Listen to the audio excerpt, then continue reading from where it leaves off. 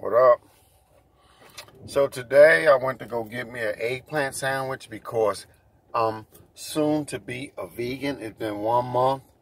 I mean, my shirt will be off soon. I don't give a darn if it's 10 below zero. I'm walking out without a shirt. As soon as I get 1 pock, I ain't gonna wait for 6 pocks. Just 1. And matter of fact, I used to put out the trash at night with no shirt on, only at night. I'm walking out now with no shirt on in the daytime, but you know, it's real quick. But I'm going shirtless, fam. I don't care what my wife say. So, anyway, I went to the restaurant today to pick up my vegan meal, you know what I mean, eggplant sandwich. And it was an old couple that was struggling with going down the steps. So I intervened and I helped them out. It was an older black couple. I love seeing old. If you guys ever see an older black couple, you guys should stop and question them. Like, man, that's what I always do. I'm gonna keep switching the subjects, all right? Because I'm crazy. Let's just keep it 100.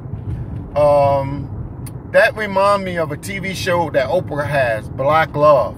It's like I used to go around interviewing couples for at least 2 years on my videos, and I was like, man, that'd be a good show. Then I also was like, I'm right now we veering off to a different world. It was like, man, it'd be decent if it can be a rap couple to do stuff like First Take, Stephen A. Smith, ESPN. Somebody got that. Joe Buttons and Academics. Black Love. Somebody got that. Oprah Winfrey. Tales. I thought of that. Irv Gotti got that. You know what I mean? So anyway, let's go back to the couple. And I was talking to the couple and, you know, I helped them out outside. I go pay for my food. The owner said, your money's no good here. He didn't say your money's no good here. He said, you don't have to pay. And I was like, what made you do that? He said, because I felt like it. You're a good man. And I was just like, wow. It just brought me so much joy when somebody give me anything, because I'm so busy. I love giving. And when somebody give me, it's just like this guy gave me a water. I'm in Ashton, Pennsylvania. Just keep it 100. White territory. White people, right? So I goes in, I pull my oil truck in because I didn't pack water that day. So I goes in and grab the water. He said, that's all you want? Yes, that's all I want. Big water, too. He said, it's paid for. Don't worry about it. It's just water. And I'm sitting, I'm like, and you would think this man gave me a gold watch. I'm in awe, like, wow. You know what I mean? Thank you, sir. And the next week, I took him a case of the water he gave me. And I explained to him, like, man, I was so thankful about that. I brought him a case of water. You understand what I'm saying? And the guy today at the restaurant, he was like, and I just thought that was such a nice thing, you know? But I tell you, man, if you spend your time forgetting about you, if you spend more time thinking about others and not yourself, God has a special gift for you. And it might not come in food. It might not come in a car or shoes. It might come with joy. It may come in peace. You might not have much and it feel like you on cloud 9. You understand? Joy. Years taken off your life. Ta-da. But anyway, man, I charge you guys to think of you more or less and think of others. Oh, what a world we will live in. It will be so much better. You know, selfless is the key to life. You know, thinking about others. Can you imagine God saying, son, you going down?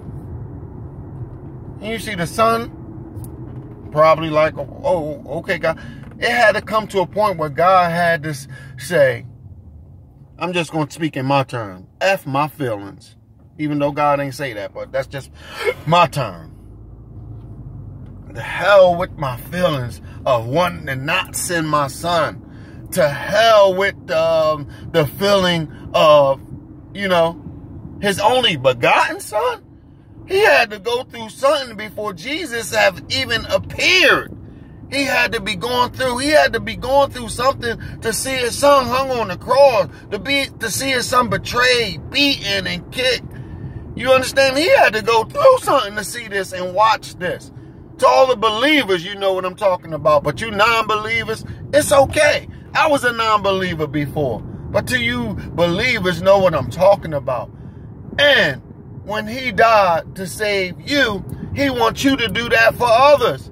You must die just so other people may live. You understand? Yesterday, I'm chilling home, me and my wife, and I get a phone call. Someone say, you know what? I want to do something for you.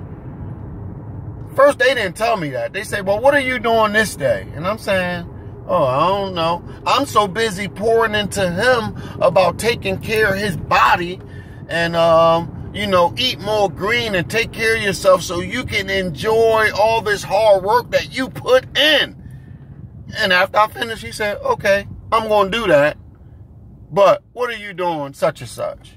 And the way he blessed me, I'm going to tell you. It's times I go to my job. I told him this. It's times I go to my job and I see certain things and I say, man, that's way out of my grasp. I wonder when I'm going to ever experience this again. Every time I see this certain thing, I can just look in the sky and say, I wonder, will I ever experience that again? And this family bless me and my wife. And I'm saying to myself, as I told him the story about me, always imagine, like, man, I wonder. I begin to bust out crying on the phone like I was a child. Heavy crying, and I wasn't embarrassed. Like, this is unbelievable. You going to do this for me? So today I'm just thinking of how did this college-educated person collide with this used to be thug of a sinner, no good, dirty, rotten bastard of a cocaine user, crackhead. How did we collide and be friends? How did a music minister of John Murray from the suburbs, how did the Lord mash us up together? Damon Harris, who was a talented guy, Robin Yancey, who was a nurse. How did I get to even be in the same room with these people? Tim Johnson. Can't forget about Tim Johnson. You understand what I'm saying? And I just begin to think how merciful God is. How some of the stuff that he do, the smartest person in this world can be dumbfounded, jaw dropped. And a lot of times I'll be like, wow, look at God. This third grade education dude being amongst millionaires, being blessed by millionaire people. You understand what I'm saying?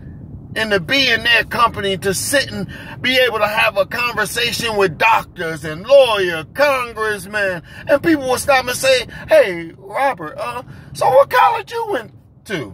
And me able to look them in the eye and say, I could front, but that would with a storyline, and I want to let them know, hey, sir, only got a third grade education,